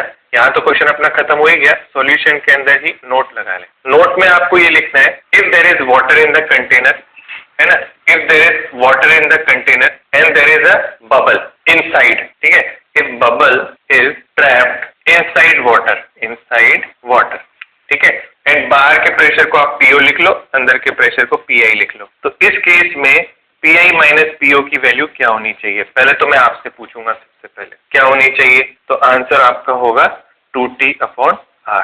बिल्कुल सही। अब आपसे दूसरा सवाल ये होगा कि इसमें 2T/R ही क्यों है, बबल के केस में तो 4T/R था, तो अब 2T/R क्यों लिखा बबल होने के बावजूद भी। तो मैं आपको बता देता हूँ इसका कारण क्या है। वापस से जैसा ड्रॉप के साथ हुआ वैसे इसके साथ फिर से हो गया। अब इसकी बाहर की सरफेस फ्री नहीं है, वहां पे वाटर है चारों तरफ, और अंदर की एक ही सरफेस फ्री है। Hence here also excess pressure will be 2T/R, where R is radius, R radius दे ही रखा है, T दे ही रखा है, एटमॉस्फेरिक प्रेशर आपको दे ही रखा है। ठीक है, थोड़ा सा सोचिए, फिर मैं आपको आगे और सॉल्यूशन डिटेल में बताता हूँ। अब ध्यान से सुनिएगा इन्होंने क्या कह रखा है ना। क्वेश्चन में फिर से रिपीट कर देता हूँ। What should be the pressure inside a small air bubble of this radius situated just below the surface of water, है ना। if atmospheric pressure is this and फलाना ढिमाका that ... ठीक है, ये हमारा पर्टिकुलर क्वेश्चन है। ठीक है, क्वेश्चन ऐसे ही आएंगे इसमें, बहुत हल्के फुल्के, है ना, परेशान होने की जरूरत ही नहीं है। आप मजे मजे में एकदम पॉपकॉर्न खाते हुए सॉल्व कर लोगे, मुझे अच्छी तरह पता है। देखो अब क्या है, क्वेश्चन में जो प्रोसेस दिया है वो कुछ ऐसा दिया है कि कंटेनर है, कंटेनर में लिक्विड है, एंड लिक्विड की जस्ट नीचे यहाँ पे आपका बबल, ओनली जस्ट नीचे ये आपका बबल। अब अपन जानते हैं कि बबल पे चारों तरफ से जो प्रेशर लग रहा है वो एटमॉस्फेरिक प्रेशर लग रहा है, और अंदर PI है, तो मुझे यहाँ लिखना होगा PI माइनस PO की जगह PATM लिखना पड़ेगा, and it is equal to 2T/R, because P outside is actually PATM for us. आई बात समझ में। तो P इनसाइड निकालने के लिए आपको करना सिर्फ इतना है, PATM प्लस 2T/R, ये आपको करना है। तो PATM की वैल्यू कितनी है हमारे पास यहाँ पे, 1.013 इंटू 10 की पावर 5 प्लस 2 इंटू 7.2 इंटू 10 की पावर -2 अपॉन R, 0.1 इंटू 10 की पावर -3, ऐसे। ठीक है, तो मैं ऐसे 10 की पावर -4 लिख देता हूँ। ठीक है, और ये ऊपर चला जाएगा, फिर आप इसे सॉल्व कर लीजिए और सब खेल खत्म। दिस इज इट, यही करना था हमें। ठीक है, तो इनसाइड का प्रेशर आ जाएगा। अब इसी में एक सवाल और आता है, क्वेश्चन 2 लिख दे। If in above question the bubble double is taken to depth of 30 centimeter below water surface then PI is equals to question mark। तो क्या करते हैं आप लोग, ये अब आप करके दिखाइए, खुद आप कर पाएंगे, है ना। तो क्या करना है अपन को, ध्यान से देखें। PI is equals to PO plus 2T/R, ये तो आप जानते ही हैं। अब फर्क सिर्फ इस बार इतना है कि अब जो बबल है ना वो एच हाइट नीचे जा चुका है ना। तो अब आपका अगर PATM यहाँ पे है तो इस जगह पे जो आपका प्रेशर होगा that is pressure outside, it will B PATM plus H ρg। तो PO की जगह आपको ये पूरी टर्म अब डालनी पड़ेगी, क्योंकि आप बिल्कुल वही फिनोमेना फॉलो कर रहे हैं जो हमने पहले हाइड्रोस्टैटिक्स में किया है। पानी रुका हुआ है, बबल बीचों बीच है या फिर कहीं पे भी है। आपने अक्सर नोट किया होगा कि मेरे साथ शायद अभी डिस्कशन भी हुआ था किसी बच्चे का। उसने कहा था कि सर हम पानी की बोतल जो होती है हाँ, पानी की बोतल जो होती है वो खाली करके बिल्कुल बाल्टी के बॉटम पे ले गए। फिर हमने वहां जाके जो है धीरे धीरे ढक्कन खोला तो उसमें से बबल्स निकलते हैं। तो वो बबल नीचे छोटा होता है और ऊपर आके बड़ा हो जाता है। यही आपका विजन भी होगा और आपने इस चीज को लाइव देखा भी होगा, है ना। ये चीज आपने देखी होगी, बबल नीचे सबसे ज्यादा छोटा एंड ऊपर आते आते सरफेस तक बड़ा। ऐसा क्यों? क्योंकि आप नीचे देखो, ध्यान से देखो, प्रेशर इनसाइड ज्यादा बढ़ रहा है। P I is equal to what? PATM plus H rho G plus 2T/R है ना। प्रेशर बढ़ रहा है, तो प्रेशर बढ़ रहा है तो ये बबल अपने आप को बचाने के लिए उस जगह पे जाएगा जहाँ पे प्रेशर कम से कम हो, तो ऊपर भागता है। समझ में आई बात? तो this is how it rises up, है ना। तो ये सारे मैकेनिज्म आपके आमने सामने ही है, बस आपको सिर्फ उनको फील करने की देरी है। आप फील करेंगे और आप सब कुछ समझ पाएंगे, ठीक है। तो दिस इज इट। इसके बाद आ जाते हैं हम एंगल ऑफ कॉन्टैक्ट पे। किस पे आए थे? Angle of contact. अब what is angle of contact, है ना। एंगल ऑफ कॉन्टैक्ट क्या है? आपने जब वो एक्सपेरिमेंट करने के लिए पानी के ग्लास वाला कांच का ग्लास उठाया होगा एंड उसमें बाउंड्री को देखा होगा, वाटर की बाउंड्री को, तो आपको कुछ बेंडिंग सी दिखाई दी क्या वहां पे? पानी की लेयर, मतलब 3 तरीके की बेंडिंग होती है। देखो मैं आपको बता दूं, है ना। अगर ये कांच का कंटेनर है तो वाटर की लेयर एकदम फ्लैट भी हो सकती है, यूं, है ना। अगला कांच का कंटेनर है तो वाटर की लेयर यूं बैठी हुई भी हो सकती है, यूं, है ना, डाउन। और एक और कांच का लेयर है, कांच का ग्लास है, तो पानी की सरफेस, लिक्विड, कोई भी लिक्विड हो, उसकी सरफेस यूं भी हो सकती है। तो ये 3 शेप्स अवेलेबल है, ध्यान से देखना, ये 3 शेप्स अवेलेबल है और आप मानोगे नहीं, वाकई में ऐसा हो सकता है। चलिए मैं आपको थोड़ा सा और आइडिया देता हूँ। अक्सर जो वाटर के साथ होता है वो ये इस तरीके की सिचुएशन होती है। वाटर के साथ थोड़ा सा बेंड रहता है वाटर। अब डिपेंड करता है कि आप ग्लास कौन सा, क्योंकि मैं वाकई में बता दूं आपको, जिसमें आप पानी को पोर कर रहे हैं, that container also plays a role in this angle. इसी को हम एंगल ऑफ कॉन्टैक्ट कहते हैं। ये जो यहाँ एंगल बन रहा है उसी मैं दिखाऊंगा अभी आपको कैसे होता है। बट बात सिर्फ अभी सिर्फ ऑब्जर्वेशन पॉइंट ऑफ व्यू की है। आपके पास अलग अलग तरीके के कांच होंगे, है ना। कोई ग्लास अलग आता है शेप में और कोई अलग आता है, कोई मोटा आता है, कोई पतला आता है। सबके अंदर आपको क्वालिटी ऑफ ग्लास यानी कि कंटेनर, कांच की क्वालिटी के कंटेनर की क्वालिटी के ऊपर बेस्ड एंगल मिलता है। इसीलिए मैंने आपको पहले बोला था कि चांदी और तांबा, है ना, कॉपर, इसके कंटेनर्स के अंदर अगर वाटर को रखते हैं तो सरफेस टेंशन कम पाई गई है और साइंटिफिकली कहा जाता है कि इट किल्स जर्म्स, है ना। इसीलिए आजकल एक्वागार्ड कॉपर का आने लग गया है ना। तो ये काफी सारी चीजें हैं। तो इन 3 कैटेगरीज को हम लोग अब बारी बारी से पढ़ेंगे, ठीक है। एंड देखेंगे कि कब कैसे जो है कॉन्टैक्ट एंगल वेरी करता है, किन फैक्टर पे डिपेंड करता है। एंड इसके बाद हम लोग पढ़ेंगे व्हाट इज कैपिलरी राइज, ठीक है। कैपिलरी राइज भी बहुत अच्छी चीज है, वो भी हमारे मेडिकल टर्म्स में बहुत काम की है, तो इसके ऊपर बात करें। तो चलिए बच्चों आगे बढ़ते हैं। Let's see angle of contact. बच्चों हम लोगों ने सीखा कि पानी अगर रहेगा, है ना, यानी कि लिक्विड अगर रहेगा, तो लिक्विड और लिक्विड के मॉलिक्यूल्स के बीच में जो फोर्सेस रहेंगे वो रहेंगे आपके कोहेसिव फोर्सेस। कौन से फोर्सेस? कोहेसिव। जहां मॉलिक्यूल्स सेम नेचर के हैं वहां जो फोर्स प्रेजेंट है वो है आपका कोहेसिव फोर्स। और जैसे ही आपके मॉलिक्यूल डिफर कर जाएंगे, यानी कि बॉडी का मॉलिक्यूल और लिक्विड का मॉलिक्यूल, उनके बीच का जो फोर्स होगा वो होगा आपका एडहेसिव फोर्स, ठीक है। तो जरा ध्यान से समझिएगा, पहले लॉजिक समझिएगा कि आखिर ये एंगल बनते क्यों है, और फिर उसके ऊपर अपन डेफिनेशन भी देखेंगे और सब चीजों को स्टडी करेंगे। ये जो शेप आता है इसका, flat shape, concave shape, convex shape, इसी को बोलते हैं हम शेप ऑफ मेनिस्कस। मेनिस्कस यानी कि ऊपर की लेयर एंड उसका शेप, ठीक है। चलिए शुरू करते। फॉर एनी कंटेनर है ना, विद लिक्विड। लिक्विड में कैटेगराइज नहीं कर रहा हूं, पानी है, शहद है, ग्लिसरीन है, क्या है क्या नहीं, I am not categorising that, but मैं सिर्फ ये कह रहा हूं किसी भी कंटेनर में अगर लिक्विड है तो क्या होगा। देखिए एक कंटेनर में भरा हुआ है लिक्विड, ठीक है, या जो भी मॉलिक्यूल है उस मॉलिक्यूल को एक फोर्स इधर मिल रहा है कोहेसिव का, इधर भी कोई होगा फोर्स, इधर भी कोई होगा, इधर भी कोई होगा, इधर भी कोई होगा, ऐसे। ये सारे फोर्सेस कौन से हैं? कोहेसिव फोर्सेस हैं सारे। मतलब यहां से लेकर सारे के सारे यहां तक सारे कोहेसिव फोर्सेस हैं। मतलब ध्यान से देखना, ये वाटर की लेयर है, लिक्विड की लेयर है, और यहां तक यूं, ये भी कोहेसिव फोर्स है, ये भी कोहेसिव फोर्स है, और इसके बीच में भी सारे कोहेसिव फोर्सेस हैं, ठीक है।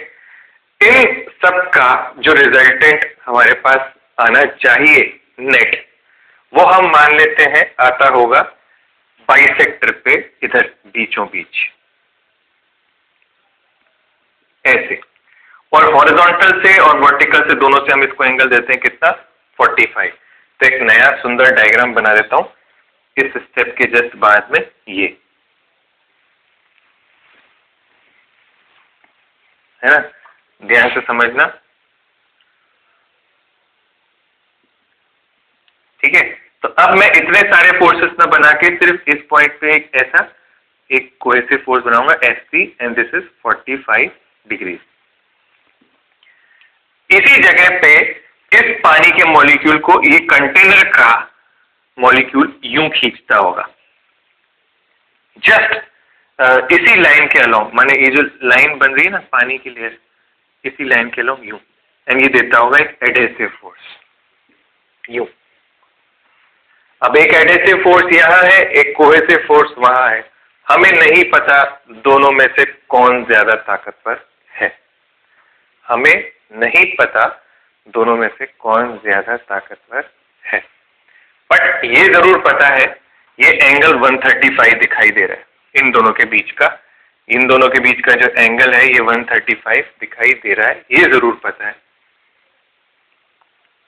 ध्यान से देखो आपको दिखेगा। अब ये हमारा वो फाइनल डायग्राम है जो हर केस में मैं पिक करता चलूंगा। तो लेट्स टेक केस नंबर 1, ठीक है।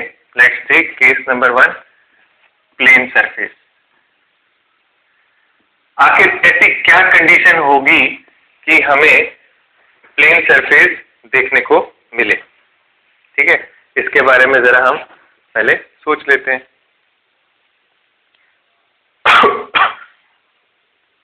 ठीक है, तो प्लेन सरफेस के लिए हमें क्या करना पड़ेगा? कंपोनेंट्स करने पड़ेंगे, ठीक है। सबसे पहले तो हम क्या करेंगे प्लेन सरफेस के लिए? हम what we will do components. Components कैसे किए जाते हैं देखिए ध्यान से। ये कंटेनर है आपका, कंटेनर आपने यहां रखा, ठीक है। इस इंस्टेंट पे जो कांटेक्ट फोर्स लग रहा है, सॉरी कोहेसिव फोर्स लग रहा है, इसका एक कंपोनेंट आपने किया इधर, it is Fc cos 45 as this is 45। एक किया आपने कंपोनेंट नीचे विच इज Fc sin 45, ठीक है। एंड एक है आपके पास F एडहेसिव इधर। यही सारे फोर्सेस इसके ऊपर यहाँ पे एक्ट कर रहे हैं, ठीक है। तो कंडीशन है if Fa is equal to Fc cos 45, जरा ध्यान से देखिएगा, if Fa is equal to Fc cos 45, then Fa is equal to Fc upon root 2, then there is no net force along x-axis, then there is no net force along x-axis। ध्यान से देखिए, जब Fa Fc cos 45 के बराबर हो जाएगा तो there will be no net force along x axis. So only force left here is this one. Only force left here is this one and this is Fc upon √2. और ये क्या करेगा, इस पानी को 90 डिग्री पे रखेगा, है ना। ये फोर्स जो है पानी को यूं खींच के रखेगा तो वो फ्लैट शेप बना के रखेगा। अब हमसे पूछा भी गया है, डेफिनेशन में भी यही लिखा है, angle enclosed by tangent plane of liquid surface. Liquid surface की टेंजेंट प्लेन क्या है, ये लिक्विड सरफेस की टेंजेंट प्लेन है। And tangent plane of solid surface, ये tangent plane of solid surface है, ठीक है।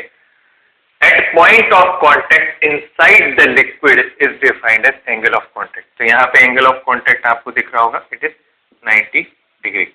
ध्यान से देखिए, यू विल सी दिस, ध्यान से देखिए, angle of contact is 90 degree.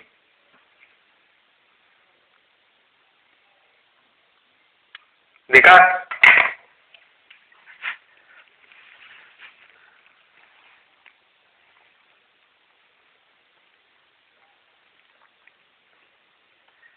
Are you able to see this? देख पा रहे हैं सब लोग? ठीक है। अब ऐसे लिक्विड के अंदर हम कुछ पॉइंट्स लिख सकते हैं, ठीक है। वो पॉइंट्स लिख लीजिए फटाफट। These liquids do not wet the solid surface. These liquids do not wet the solid surface. ठीक है। Example, silver and water. Example, silver and water. मैंने कहा था ना आपको, चांदी के ग्लास में पानी पीने से कुछ ऐसा होता है, तो वो यही केस है। फटाफट से आप बना लीजिए इसे, ठीक है। नेक्स्ट आता है इसके बाद अपना कॉनकेव सरफेस, है ना।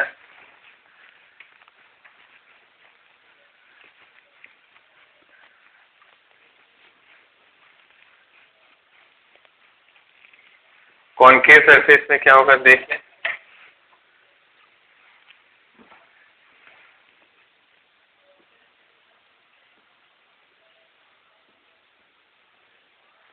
ठीक है,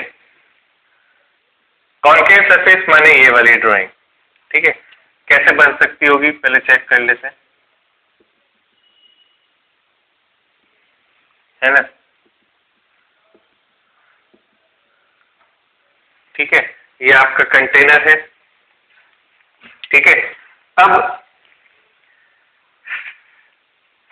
अगर ये शेप लेके आना है ना, या फिर ये शेप अगर आ रहा है, तो पक्की बात है, ध्यान से देखना,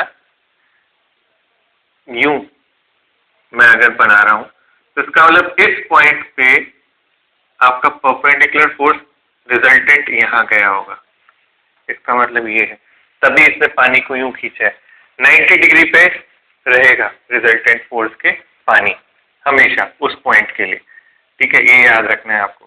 तो अगर रिजल्टेंट यहां आया है तो ये तो अपन को तय रखना है कि कोहेसिव तो हमेशा यहां रहेगा और एडेसिव तो हमेशा यहां रहेगा, इनकी लोकेशंस तो फिक्स है। अब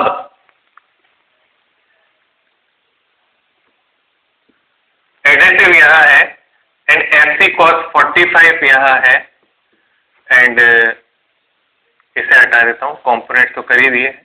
Fc sin 45 यहां है, ठीक है।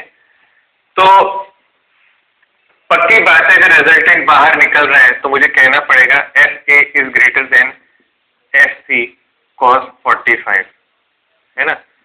Fa is greater then Fc cos 45, hence Fr, that is resultant,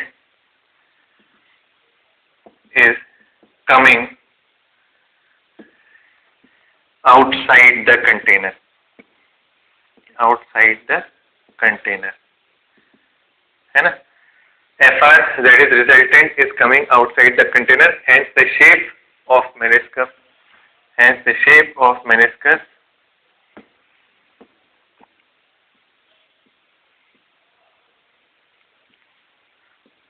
concave, hence the shape of meniscus is concave.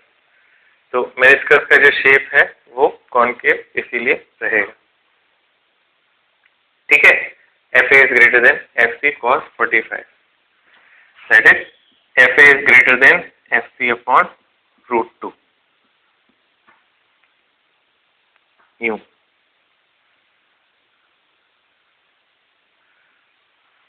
ठीक है, क्लियर है बात।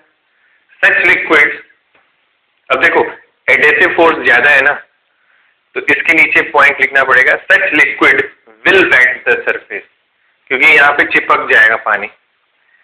सच liquids will wet the surface, example glass and water, example glass and water, ठीक है। अच्छा, यहाँ पे angle कैसा बन रहा है पहले ये भी देख लेते हैं अपन। What is the angle formed here, ये ग्लास कांच है ना, ये टेंजेंट हो गया, एंड ये पानी का जो आपका टेंजेंट है वो ये है, पानी का टेंजेंट, तो इनके बीच का जो एंगल है ये this is the angle of contact, so I can say theta C is acute angle है, theta c is acute angle here, and I can also say it is less than 90 degree, ठीक है।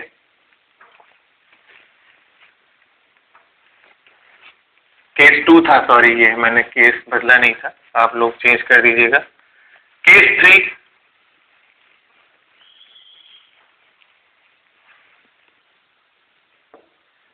Convex surface,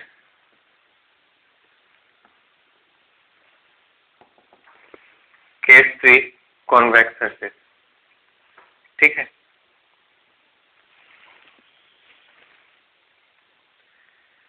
ठीक है, अब ध्यान से देखो,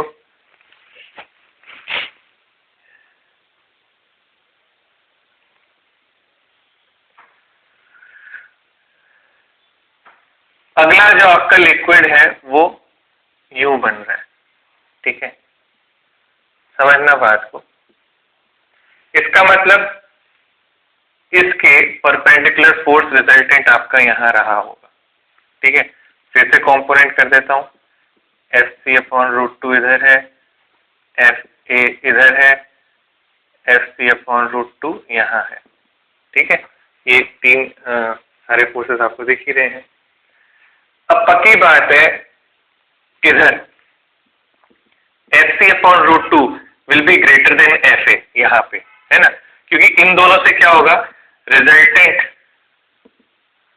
पिछले वाले में मैंने नहीं लिखा है ये वाला लाइन, आप ये पिछले वाले में ऐड कर लेना, resultant force will be along positive x axis. पिछले वाले में रिजल्टेंट फोर्स जो था वो माइनस एक्स एक्सिस की तरफ था, ये चीज ऐड कर देना। तो रिजल्टेंट फोर्स के लिए एक तो आपके पास FC by root 2 minus FA वाला टर्म यहाँ आ रहा है, और एक आ रहा है आपके पास FC अपॉन रूट 2 का टर्म यहाँ। अब मुझे खुद बताइए, रिजल्टेंट तो आपको यहीं बैठेगा इन दोनों की वजह से, तो अगर यहाँ बैठेगा तो कहीं ना कहीं हम ये कह सकते हैं resultant force is inside container, inside container, उसमें आउटसाइड कंटेनर था, इसमें इनसाइड कंटेनर है। अब टेंजेंट ऑफ लिक्विड ये रहा, this is tangent of liquid, है, this is tangent of solid, and this angle is आपका एंगल ऑफ कांटेक्ट। तो आप देख सकते हो theta C is obtuse angle and it is greater than 90 degree, hence it will also not wet the surface of, it will also not wet the surface, यानी कि such liquids don't wet the surface। आप इसके नीचे एक और term लगा सकते हैं, example glass and mercury, example के तौर पे glass and mercury, and the shape is convex. समझ में आ रही बात है? ठीक है, तो इस हिसाब से जो है हमें शेप ऑफ मेनिस्कस देखनी होती है। ठीक है, तो इतना ही है टॉपिक। एक क्वेश्चन मैंने यहाँ लिखा है आपके लिए, क्वेश्चन नंबर आप अपने हिसाब से ऐड कर लें, कौन से नंबर तक सवाल है, कैसा है, इस क्वेश्चन को करने की कोशिश करें। ठीक है, एक मिनट। हाँ, calculate the energy release when 1000 of small water droplets, है ना, each of this radius coalesce to form one drop, one large drop. अब हम जानते हैं U इज इक्वल्स टू होता है T इंटू डेल्टा है ना, जानते ही अपन। तो सबसे पहला स्टेप हमें जो यहाँ करना होगा क्या होगा, वॉल्यूम कंजर्वेशन। यही सीखा था आपने। ठीक है, तो 1000 इंटू 4/3 पाई, 1000, ठीक है, 4/3 pi R cube is equal to 4/3 pi into capital R cube. Cancel cancel cancel cancel ऐसे, तो यू गेट 10 की पावर 3 इंटू 10 की power minus 21 and it is equal to R cube, है ना। 21 माइनस 3 कितना हुआ, 10 की power minus 18 and is equal to R cube. तो आर की वैल्यू कितनी हो गई, 10 की पावर माइनस 6 न्यू।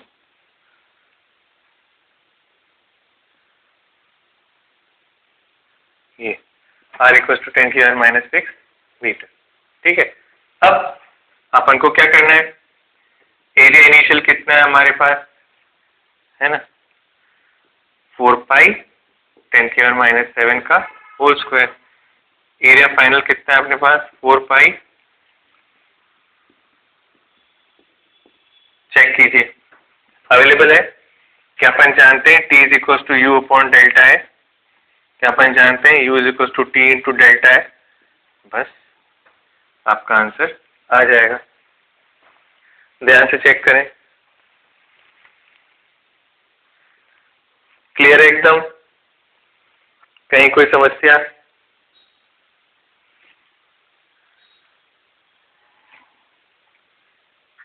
ठीक है,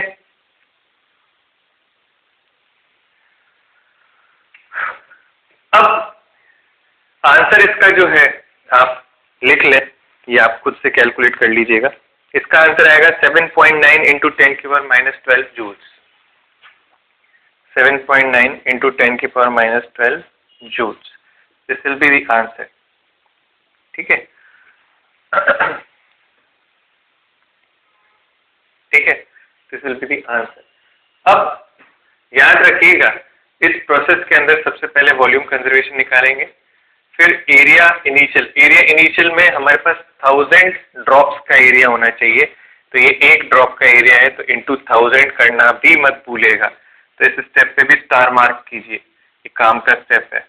फाइनल में एरिया आपके पास इतना ही है टोटल, तो net area into surface tension will give you surface energy.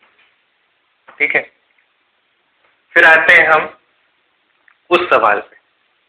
If two bubbles of radius R1 and R2 where R1 is less than R2 come in contact with each other, then radius of curvature of the common surface R will be कितना होगा। ठीक है, तो बात simple है। एक आपका bubble ऐसा है जिसकी रेडियस R1 है एंड छोटी है, एंड एक आपका बबल कुछ बड़ा है जिसकी रेडियस R2 है एंड वो बड़ा है। जब ये आपस में, अच्छा सबसे पहले तो ये सोचें कि अगर मैं एक्सेस प्रेशर की बात करूं तो 2T अपॉन R1 एंड इधर का एक्सेस प्रेशर की मैं अगर बात करूं तो 2T अपॉन R2। तो अगर मैं इसे 1 लिखूं, इसे 2 लिखूं, तो as R1 is less than R2, पक्की बात है P excess 1 will be greater than P excess 2।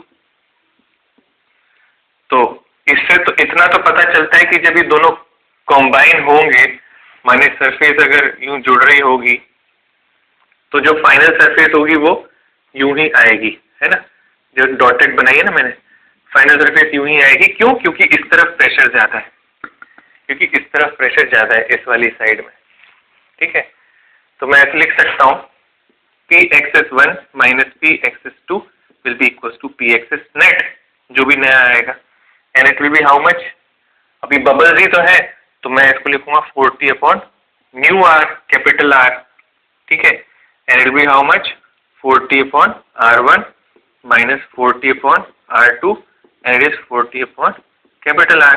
40 40 40 cancel, क्योंकि बबल है तो एक ही चीज का।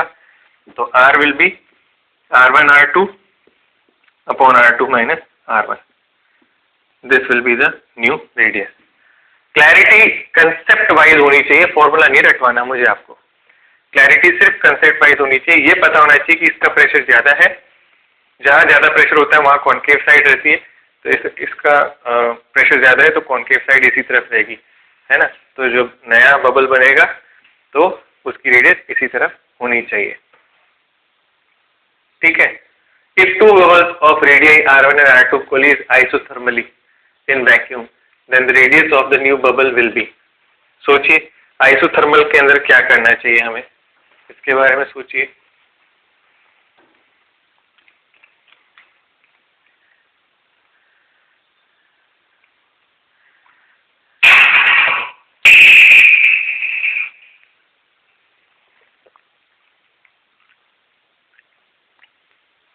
हिंट आपके लिए है, नंबर ऑफ मोल्स कंजर्व करके देखिए, क्योंकि वॉल्यूम कंजर्व हो रहा है ना। आइसोथर्मली जा रहे हैं तो नंबर ऑफ मोल्स कंजर्व करके देखिए।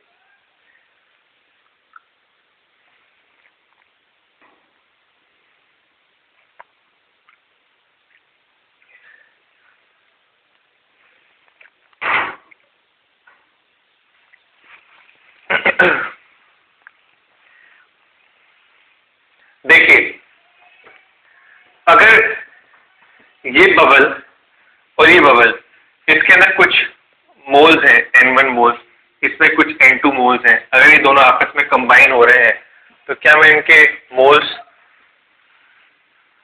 कंजर्व कर सकता हूं? तो conservation of moles N is equal to N1 plus N2, ऐसे लिख सकता हूं PV upon nRT, P1 V1 upon nRT, isothermal इसलिए सब कुछ P2 V2 अपॉन nRT, ठीक है।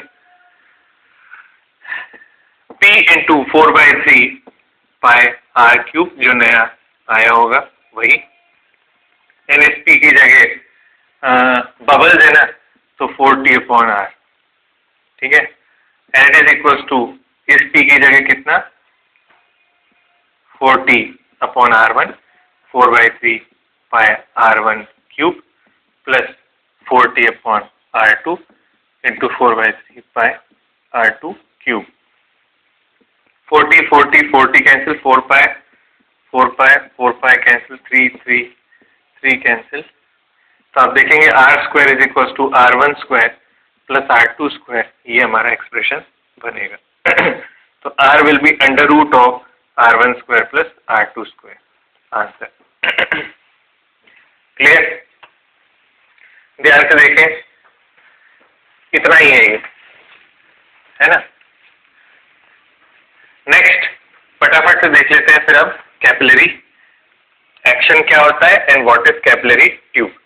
अच्छा, आप लोगों ने अक्सर नोट किया होगा जब आप फ्रूटी में स्ट्रॉ डालते हैं, है ना, जो स्ट्रॉ के साथ फ्री में आती है, साइड में पॉली पैक में आती है, साइड में चिपकी हुई होती है, जब आप जैसे ही इसमें स्ट्रॉ इंसर्ट करते हैं तो कुछ फ्रूटी जो है ऊपर निकल के आ जाती है। तो ऐसा क्यों होता है ना। इनफैक्ट अगर आपने बायोलॉजी के अंदर भी अगर बात की हो, बायो में भी अगर हम लोग बात करें कुछ टर्म्स के बारे में, तो आपने नोटिस किया होगा कि जो रूट्स होती हैं उन रूट्स के अंदर से होते हुए पानी जो है ऊपर की तरफ चढ़ जाता है। तो व्हाट इज कैपिलरी एक्शन, यहीं पे हम लोगों को वही सेम टू सेम हमारी जो ब्लड वेन्स हैं उनमें भी कैसे जो है ब्लड जो है बिल्कुल पाँव से एकदम ऊपर ब्लड हेयर तक कैसे पहुंचता है, सर तक, ब्रेन तक कैसे पहुंचता है, वो सब चीजें कैपिलरी एक्शन के अंडर आती हैं। इसीलिए कैपिलरी एक्शन आपके लिए बहुत ज्यादा जरूरी है।